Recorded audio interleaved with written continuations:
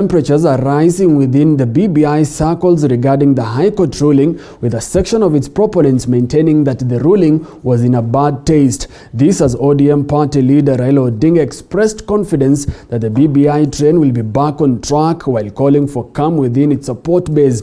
On the other hand, Deputy President William Ruto's allies have remained adamant that a referendum is not feasible at all, with barely 15 months to the next elections.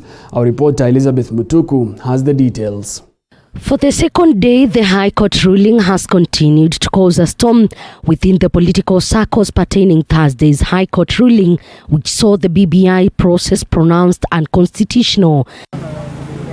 Reacting to the shocker ruling, ODM party through its leader Raila Odinga has this evening said, "We may disagree with the court, but we must respect its ruling and its freedom to exercise its judgment as it understands the legal and constitutional matters before it."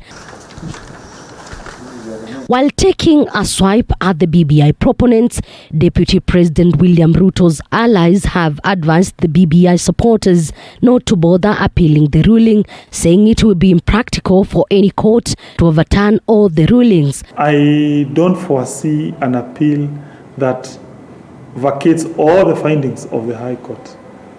It is almost practically impossible. Why?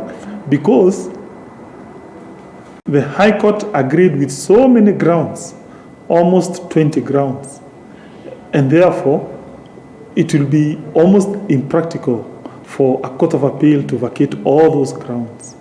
Further, Ruto's allies have stated it's not feasible for IEBC to hold a referendum within the remaining timelines ahead of 2022 general elections. Apply the incoming year. I would imagine we wanted those constituencies to apply next year. So because of that technicality, BBI technically now, from where I sit, is like dead. Of course, some people can bulldoze and cause the Court of Appeal to be constituted as soon as possible through coercion and intimidation. On the same breath, the BBI proponents have exuded confidence with the Court of Appeal, terming the ruling by High Court as activism, which was fueled by the existing differences between the judiciary and the executive. Don't be tempted to degenerate into name-calling of each other. Don't be tempted to degenerate into calling for retributive action against our judges. If those judges have made a mistake, let's go to the Court of Appeal and challenge their decision. And if the Court of Appeal hears and finds that we have a point, they will reverse that decision. If we don't get what we want at the Court of Appeal, there is an even higher court, the Supreme Court. So that our country remains a country founded on the rule of law, on constitutionalism, and respect for institutions and respect for each other.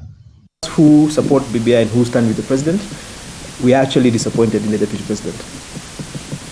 Because the BBI is a process that the president has committed himself to supporting 100%. The deputy president is the principal assistant to the president. We expected that at the very least he would have been there with the president trying to find out what happened, what do we need to do to fix. Sisi tukiwa wanasiasa, sisi tukiwa wa Kenya, we respect the rule of law. Koti imeamua, sisi tunafuata yenye koti imesema. Na tumeambiwa vile vile that they are going to appeal. Sasa wakienda kuappeal, sisi tuendelea kungoja. Koti iamue, whatever the court will decide, we'll abide by that. Maneno ya madharau katika judiciary na executive. Na ningesema ya kwamba naomba wale ambao walikuwa wanaendeleza hii BBI warudi kotini, kwa sababu wale majaji wameleta maneno ambao pia wameleta mpaka president. Maneno mengine yanaonekana tu ni ya madharau, na ni vizuri kuheshimu president ambaye tuko naye siku ya wakati huu. Nataka kutoa maoni yao, waseme hawataki katiba igeuzwe, wangeruhusu Wakenya zaidi ya milioni 45 watoe uamuzi wao. Tunaanza rasmi, tutaongozwa kwa maombi na Elizabeth Mutuku, TV 47 Nairobi. Now still on matters